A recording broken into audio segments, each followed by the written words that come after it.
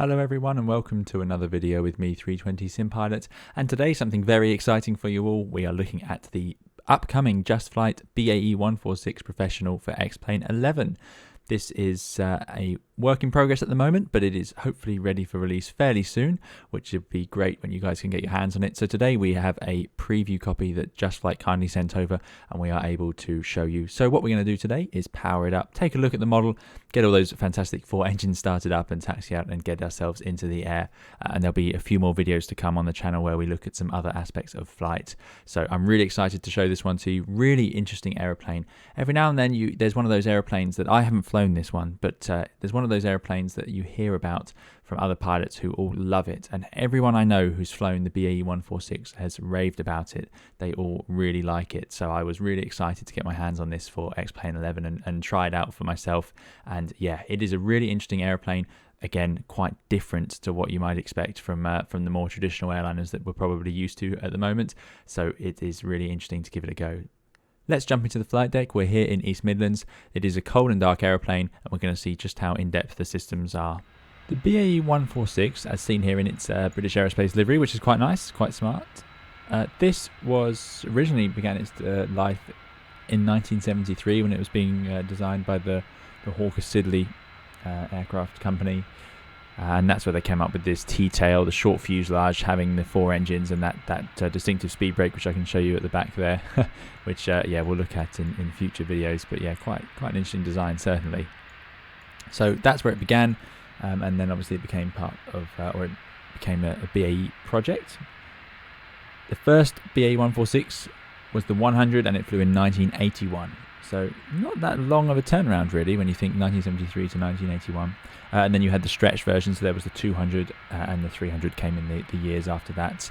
This model is based, this specific aircraft that JustFlight have made is based on Golf Juliet Echo Alpha Oscar, which is obviously British European Airways, so you can hear the JE, Jersey European, in that registration. So that's what they based it on, which is currently in a museum at the de Havilland Aircraft Museum, and that's where they based this on. So yeah, we're going to start it up, taxi out, take off, and have a look at it a little bit today. The BAE 146 was initially developed to fly around with the more traditional navigation, so similar to those of you used to the 737-200 and so on that we have used on the channel. The FMC was retrofitted later. At the moment you get a default X-Plane FMC, however this is going to be upgraded to a custom one which will become free of charge to people who already own the 146 for X-Plane 11 at a later date. So for now it's the default one, but what we're going to do is navigate using the radio nav aids as the cockpit was originally intended, and you get that impression with the way things are laid out and prioritized. These days radio nav aids like the VOR, they're usually hidden into the FMCs and put into the background because they're not the primary means for us to navigate now, but here we have it straight up here right in front of us, which is just great. And there's the same over here, another VHF nav. Looking at the overhead panel, so many switches that work, and they're a really interesting design, quite hard to tell which way they're pointing, and some of them seem to be on in the sort of forward position and others seem to be on in the aft position, so it's great fun trying to work out which switch you're trying to push which way, but we'll talk about that. So let's power up the airplane and then take ourselves for a little view of the outside. Usual things, there is a weather radar here, so we'll check that that's definitely off before we turn on the power, and we're going to make sure that the transponder is on standby. And then we're going to make sure that the speed brakes are in. Famous speed brake on this airplane, we'll see that a bit later on. And the flaps are up, which they are indeed. Sort of a traditional flap gauge over here, so that's not too difficult to work out. And what we're going to do is power it on. So you guys will be familiar with this. This is an airliner, so what do? We have to turn on the batteries, and here they are, and here's those rocker switches. Now if you listen carefully, you might be able to hear some boarding. Let me just turn up the audio. So here we go, let's power up.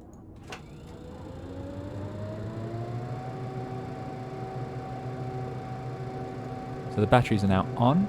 You get loads of different, really nice sound effects. I've been really impressed actually with my time with this preview build so far of all the different sounds, the engines, the generators, the hydraulics, all make really distinctive noises. What we can do, we can go and check the voltage of those batteries up here. So if I scoot this around bat 1, there we go. We've got about, what's that, 25 volts, and we need this to be 24. So that's looking good. We don't want to sit here too long on the batteries, battery 1 and 2. Now this is brilliant. Look at this dial. It goes from 0 to 40 anti-clockwise. I've never seen that before. So this is the sort of thing I mean, where we are going to see some interesting gauges as we work through this airplane. But anyway, we talked too much. Let's get the thing powered up a little bit better. So that is the batteries on. And now also the master warning system is engaged, which will give us a few warnings and so on, which was those flashing lights, which I've just clicked to get rid of for now. What I'm going to do is I'm going to set the nav lights to high and int. Not entirely sure what that refers to. I will be having a lot of study to work out what all of these things mean, low int and high int. So let's go to high int, and that should be the nav lights on before we do our walk around. And the cabin has emergency lighting, which is here, which is set into the middle position. So these ones with these 3 dots seem to be switches that have 3 positions. So yeah, we have cabin set to the middle, which is arm, as you can see there. Again, what a fantastic idea. We'll have a rocker switch that goes to 3 positions. I love it. Okay, so the landing gear lever is down. It has a warning. We'll talk about that in a minute, but it does have 3 green, so that's looking good. And we want to make sure our parking brake selector is set to the yellow system. Look at this. It actually has its own axes, so it's very difficult to maneuver with the mouse, but my parking brake is set using the yellow system. If you get this wrong, you can swap it over to a different hydraulic system. Very much like the Airbus, though, we have a yellow and green system. I did find that interesting to see transferred across into the Airbus. So there we go. Let's go back onto the overhead panel and start turning on some of the master switches. Never seen this before either. So we've got yaw damper masters. They're quite, turning on the yaw damper is quite traditional, but we've got master switches for the avionics as well. So they can all come online, and now we can see our VOR tuning has come up. We've got things like the transponder showing. So yeah, excellent. Right, now we're going to go onto the next panel down. We'll turn on the anti-skid, which is on and locked in that position, sort of, it seems to be by almost default. And we'll put the lift spoilers on. Now, before we run out of battery power, we need to get things moving in the electronics department, obviously. So coming over to the electronics panel. So quite a nice divided overhead panel. We've got all the labels. And again, all of these switches and dials that I've found seem to work really nicely. I've been quite impressed. These are all off, so these dials won't show anything yet. So what we're going to do is go to the bus tie switches and put them to auto. So here we go, bus ties to auto. Quite common in this sort of airplane. Standby inverter and standby generator to arm. And then we're going to put both engine generators into the off reset position. So those are both off reset there. So it's on generator 1 and generator 4. So engine 1 and 4 have the electrical generators. We're going to put the APU generator to on, ready for us, because we're going to start the APU in just a moment. We need some electrical power. We're also going to put on the left inner fuel pump. So this is the tank for the APU. So that's going to provide fuel pressure for our auxiliary power unit. This airplane, of course, does have an APU. And now we can start it up. A nice separate overhead panel for the APU is over here. And what we're going to do is very easy to start, actually. Simply start. Look at that. So you get fuel low pressure, APU oil low pressure, but those should clear as it starts up. Quite a quick startup sequence. And as we've already got our APU generator set to on, we'll see the electrics come to life when this does power up, and then we can get some lights on for you. There it goes. The RPM. You can start to hear it.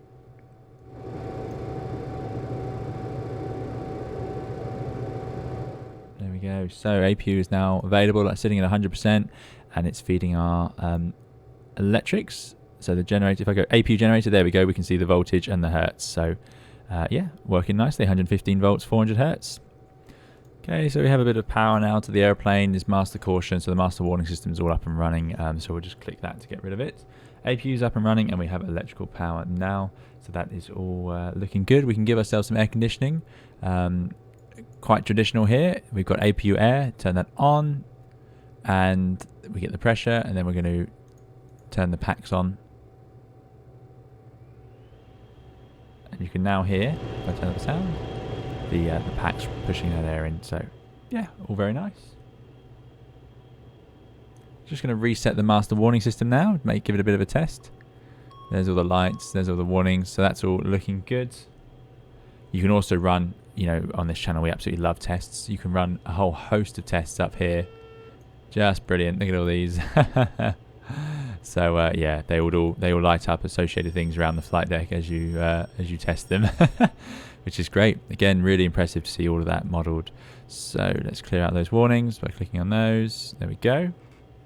Okay, now we're going to go up to our hydraulic panel, The reason is we've got this red light down here, which seems to be on. I haven't quite figured out if it would normally be on, but it's about the hydraulic system. I'm wondering if it's confused, or I'm not happy that there's not enough pressure in the landing gear. I'm not sure. I haven't figured that one out. So what I'm going to do is come up here, and we're going to do a bit of a hydraulic check. So we've got our yellow and our green hydraulic systems on this aeroplane. So we're going to set the AC pump to on, like that, which powers our yellow system. It gives it pressure. So that's looking good. And then we're going to turn the power transfer unit on, just like in the Airbus. And you hear that noise. So the power transfer unit makes a big noise, just like it does in the 320, that barking dog noise. If I turn up the audio, just let you hear that.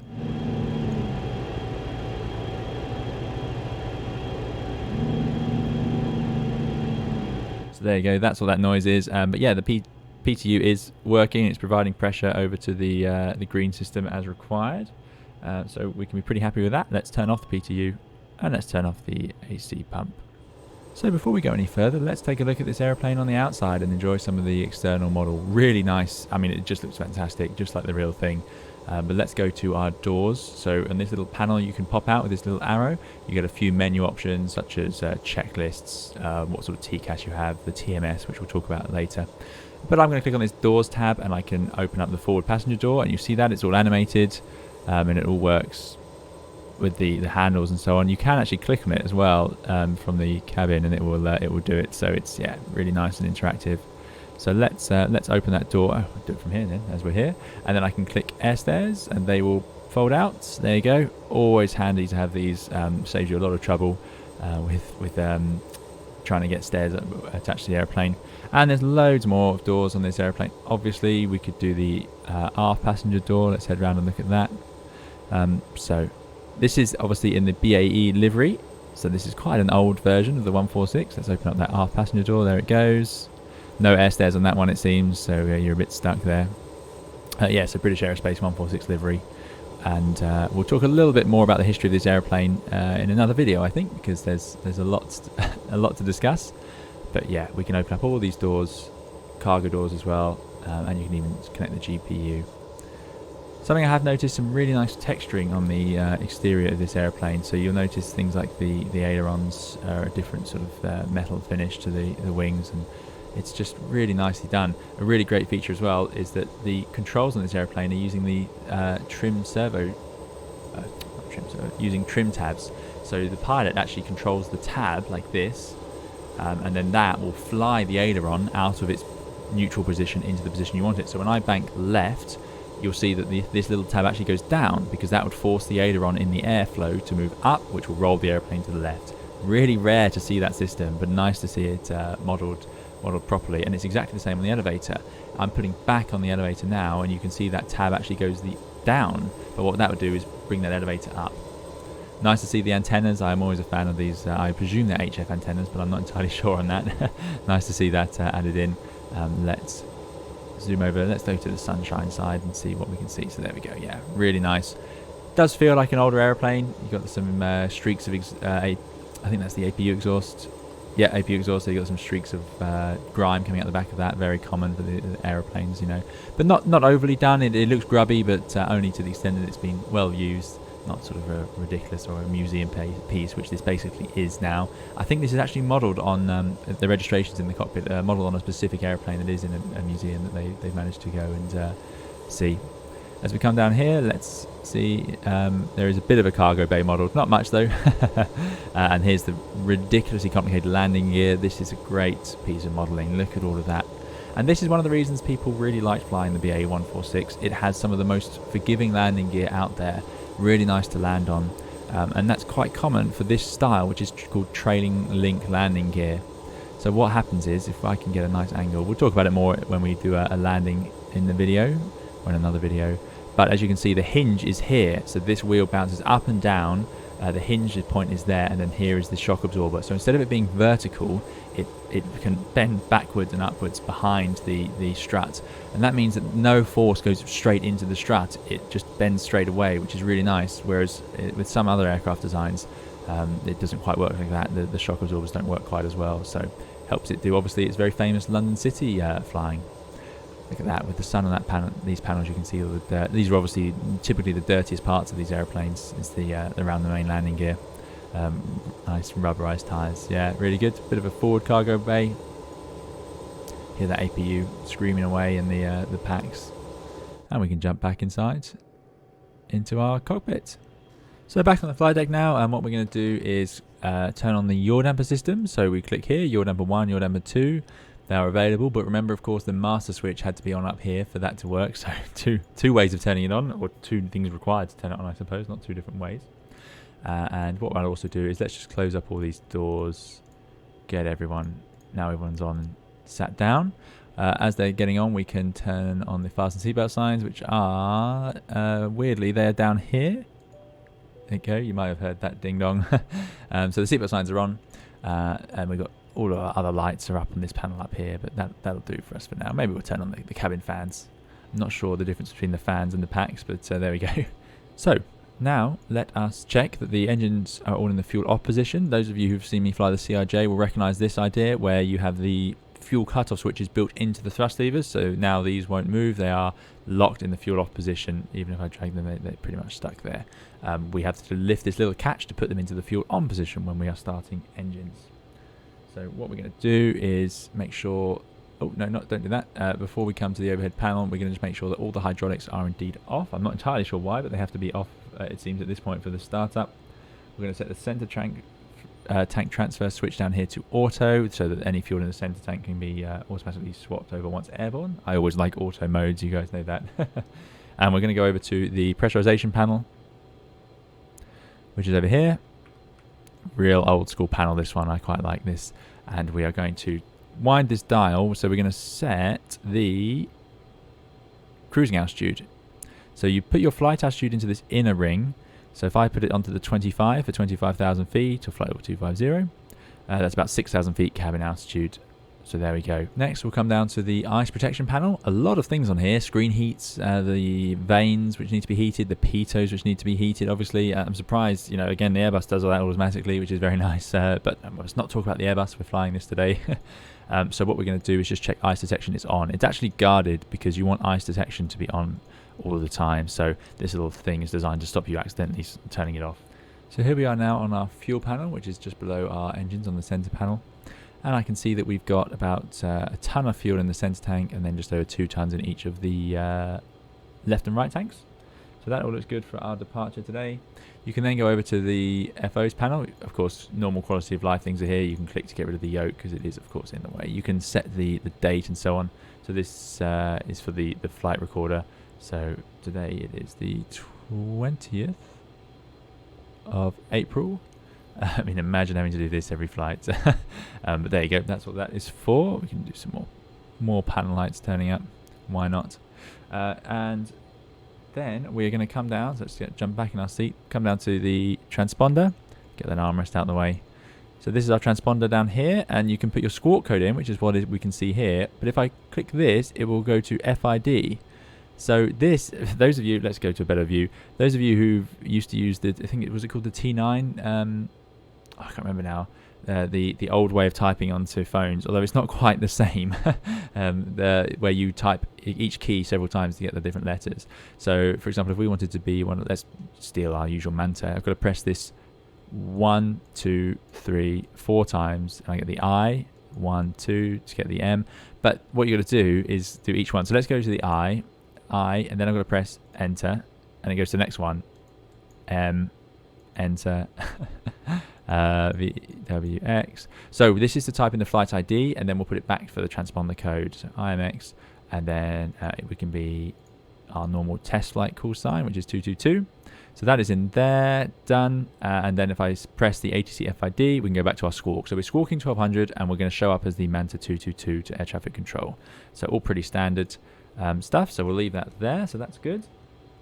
Now, what we're going to do here is go over to the thrust management system. Now, this is a really unique system. It's going to be a whole topic on its own. It is this little panel here. Something interesting about this add-on or this aircraft is that you can actually click for a lot of these things in 2D. So look at that, really nice texturing on that panel. And I can bring up the autopilot panel as well. So it's quite unusual to see that these days, but it's quite handy, particularly because some of these panels are quite important and can be a little bit fiddly to see, so you might want to be looking in two places at once. Let's get rid of this yoke as well, we don't want that. Okay, so now we're going to take a look at the thrust management system. So we can bring this up in 2D, or we can bring it up in the virtual cockpit. So let's go and use the virtual cockpit one. And what we need to do with this panel is press power on, and it powers on, obviously.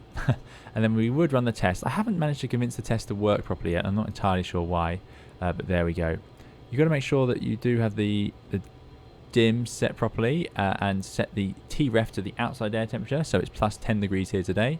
And then I'm going to press takeoff. And now it shows me the calculated N1% for its takeoff thrust today, which is going to be 92.9%. So that is going to be the target N1, and we can see our N1's up here. So we need these to say, and it does write it underneath this 92.9.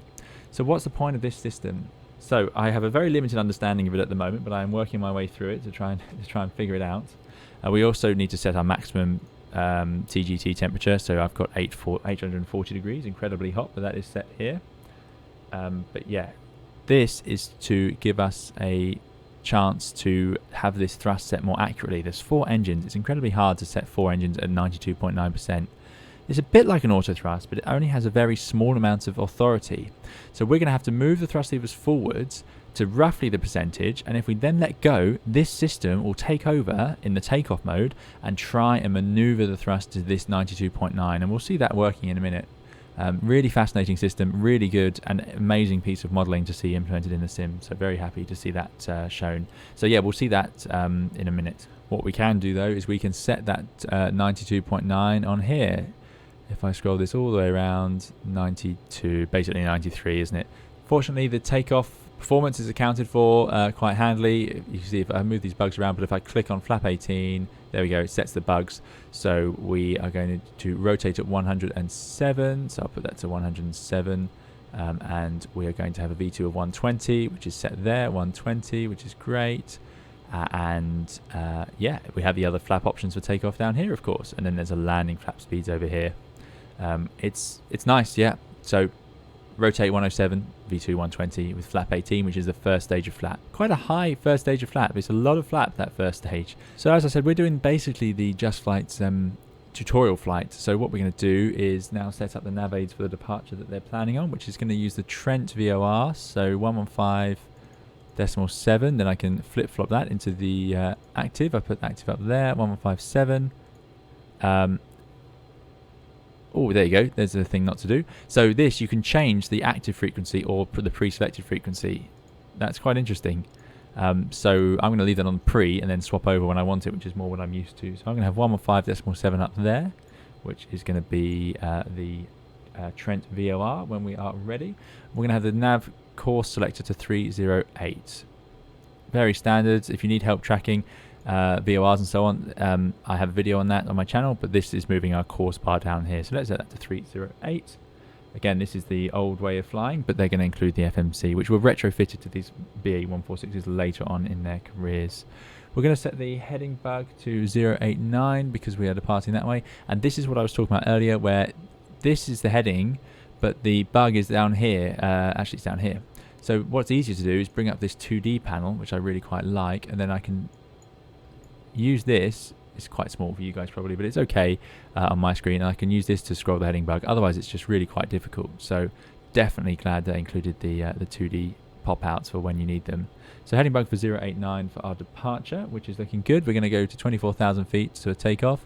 Really great little animation, by the way, up here. Look at this little wheel. So a little handle for you to scroll around on. Now, you don't see that very often. Great fun. So let's scroll that around to 24,000, which is our planned cruise level for today. And then we can press out arm already. Get that ready to go. Then we're going to tune ADF 2, which is down here. The ADF's always in a weird position in these airplanes, which is strange because the ADFs were more common back when these aircraft were flying around. But there we go. ADF 2 is on there, and we're setting ADF 2 to ADF on this little dial down here. So that is ready to go. Then I'm going to come down to this panel. I'm going to have VOR on the left and swap this one to ADF. So we have one needle to point at the VOR and one needle to point at the ADF, which is what we want to see. Next, we're going to make sure that this box is going to nav. HSI is going on nav mode. Something we'll do before we get going as well, of course, let's turn on the flight director bars. One switch there, one switch there. I'm not entirely convinced they were thinking about flight directors when they made this aeroplane, judging by where that switch was bolted onto the panel. But there they are. So flight directors are on, which now pop up here, which we will use a bit later.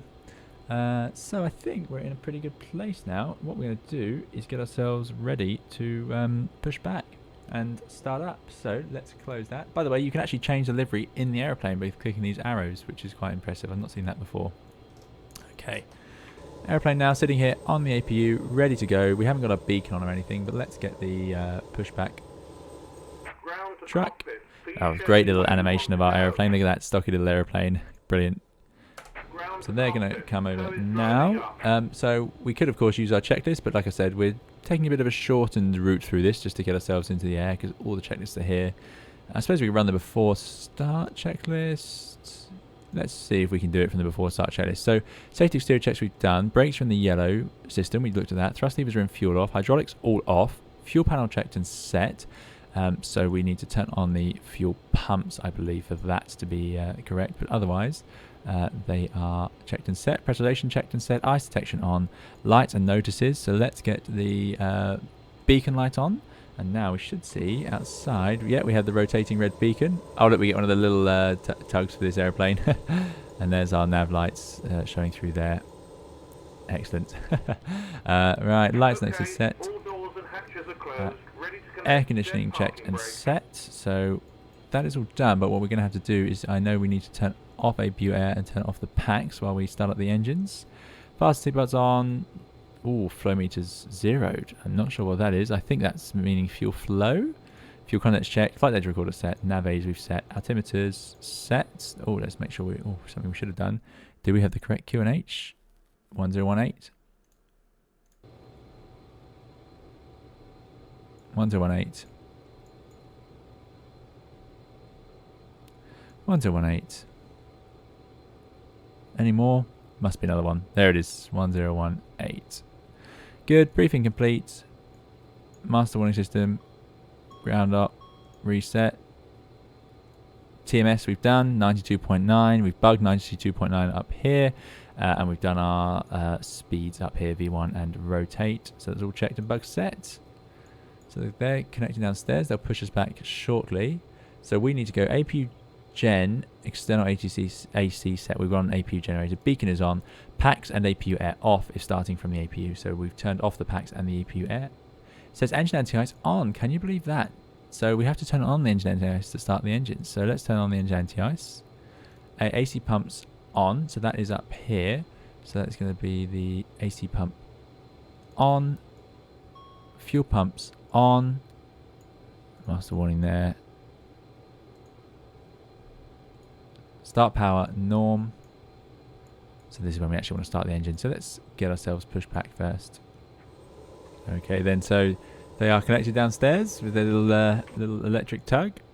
Let's do our best to release this brake. Not like that. No, that one. No, that one. No. I do find this difficult. There it goes. Right, that's pushed in and on the yellow system. So hopefully now we will start moving. Looks like they're putting us onto the tug. Lifting us up onto that little nose wheel, which is excellent. And we're going to head out. Fantastic. Such an interesting design, this aeroplane. It's got a remarkably wide fuselage for its size. So you get the unusual configuration of having 3 and 3 seats. So if we jump in and just jump into the cabin, there you go. You can see 3 and 3 at the front, and then it does get a little bit narrower at the back. So very short, but quite stocky aeroplane. We've got a couple of nice views for you as well.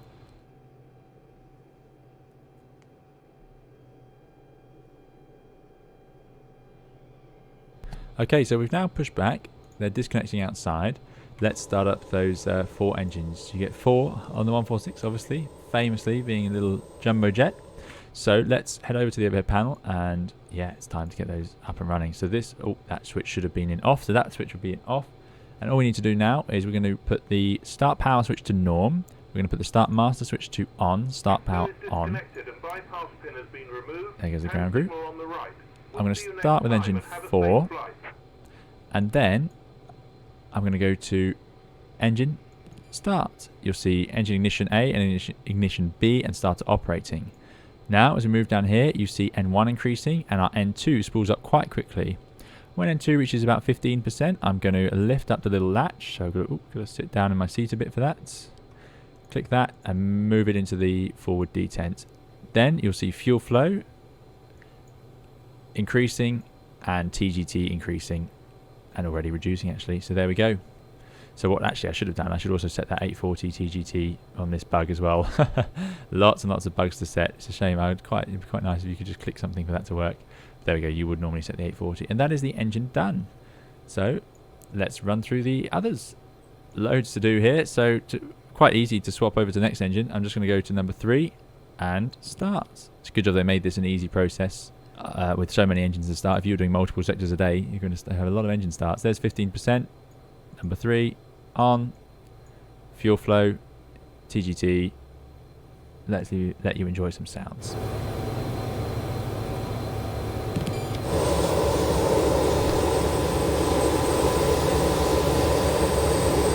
Let's go up here. We're going to go to start power to norm. So that can go off. Start power is in norm. Start selector and master off. So the start selector now I've set to off. And we can put them, oh no, master switch to off. End anti-ice is not required. So I'll turn that off. Then I'll close those valves.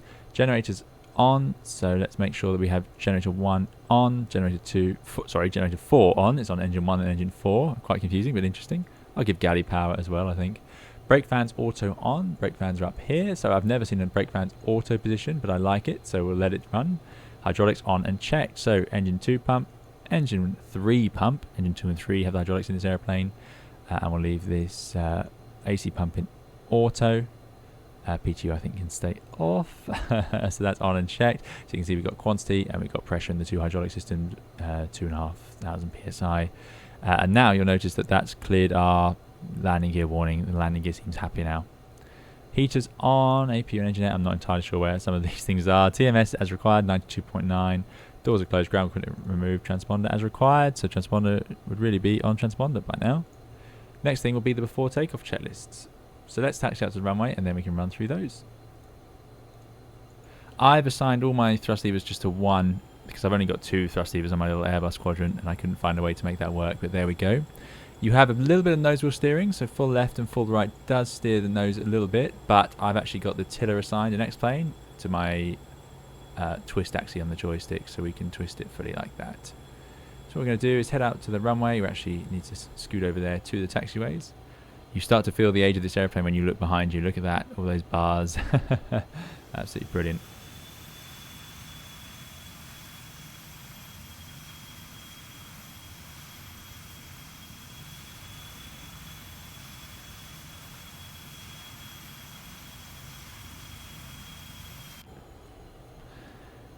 So let's set those flaps, of course. They should be set to 18, so that's 1 notch of flaps there, and out they travel. There you go, huge great flaps on this airplane. I can't believe the first stage is 18 degrees. That is massive.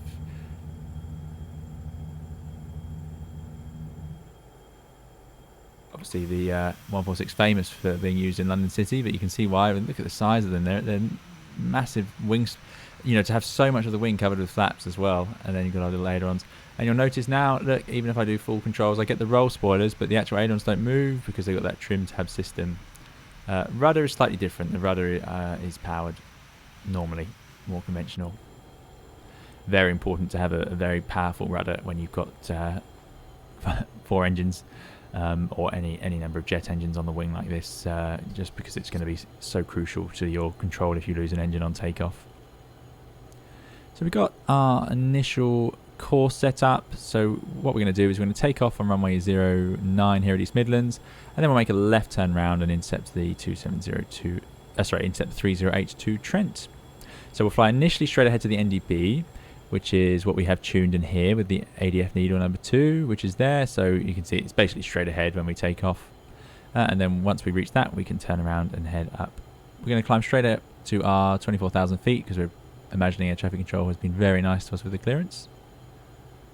Something else to note, I've got the spoiler assigned, so there you go, there's that fantastic spoiler, something we'll see more of in other videos when we go for the landing. But yeah, what a system. Really famous, that spoiler there. Right, let's go on the runway, go on approach. Let's get all of our lights on. So, exit lights. Oh no, not the wipers. Scroll those lights up using the scroll wheel. If I can get to the wiper switch again. There we go. Those are on. We can also come up here and we can set our strobe lights on. And now we are ready to go. Okay, here we are then. So the tutorial says that this trimmer should be in the lower end of the green takeoff band for takeoff. So we'll set that there. We'll hold it on the brakes. Let's check again our thrust management system. So that is set to 92.9. It's in takeoff mode. See, this blue up arrow is lit. This is telling me that I need to move the thrust levers forward. So I said we'd talk about this system. So I'm going to hold the airplane on the brakes. We're not going to go anywhere, but let's just show you to setting the takeoff thrust. As I move the thrust levers forward, some nice sound effects. I'll just turn up the audio a bit for you. Move it all the way forwards, and you can actually see them moving slightly where the system's trying to take over. It's not able to get to 92.9 that easily, so I'm going to just move them all the way up to roughly where I think they should be, and then I've let go now. I'm not adjusting them, and you'll see them move forward, and now you'll see 92.9. There it is. So it has managed to set that on its own. It's got a little motion it can do, and look at that. It's managing all 4 engines on the takeoff thrust. Really, really interesting system. If I move it too low, move them back, it doesn't have enough power to move them that far. And what you get is this little blue arrow saying you need to move the thrust levers forward. I can't get the thrust you want because I can't move them far enough forward for you. So I chuck them forward and then it finds it for you. Yeah, really interesting. Works really nicely. Pretty cool. Pretty happy with that. What we're going to do then is we have our Trent VOR. I'm going to set this dial here to DME, and that way I get to see the DME here, so 17.8, which is going to be quite useful for what we're doing today. Some things we can do to prepare for the takeoff. AC pump, we can put that into the on position just to supplement it in case we need it, I think. Yeah, in the event of failure. We've got all the lights on. We've done our thrust management system. The last thing we're going to do is let's just put the continuous ignition on, so you know that's going to be quite good to have just in case any engines that are at risk of flaming out. So that is then done. We're going to bring the thrust up to 25%. Let's see if we can park those wipers out of the way. Actually, now I've moved them. 25% on the N1, and then we're going to let the auto thrust system take over. Spooling up then. Already way above that. So let's release those brakes. Let's let the thrust management system take over. And away we go. We're going to rotate about 120 knots. Sorry, 107 knots for this one. Yeah, 107.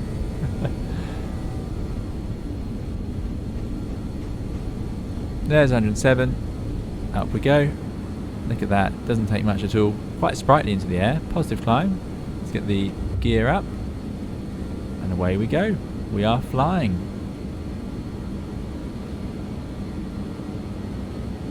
Yeah, quite a great rate of climb you can get out of it. I mean, what's our pitch? A bit low actually. Let's get up to sort of 15.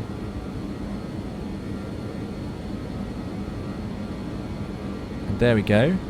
Now let's bring up that autopilot panel just to show you. So I can engage the autopilot down here. Funnily enough, there's autopilot in and it starts trimming. I'm going to put heading, so it flies the heading. And it does have out arm. If I press that, it should have done that anyway. Okay, we're now going to start accelerating. So what I can do is I can press VS, and then I'm going to use control wheel steering, which is a whole other system, to lower the nose down a bit, so to reduce that rate of climb, and then leave it. So let's let it do 1,000 feet per minute. And we're going to start accelerating. We're going to retract the flaps, and we're pointing straight ahead of that NDB. Let's bring the heading back around a bit. Now I'm pretty sure that isn't the exact sequence you're supposed to use. We'll learn more about this airplane the more we have it. But there we go, just making it a bit of a right turn towards the NDB.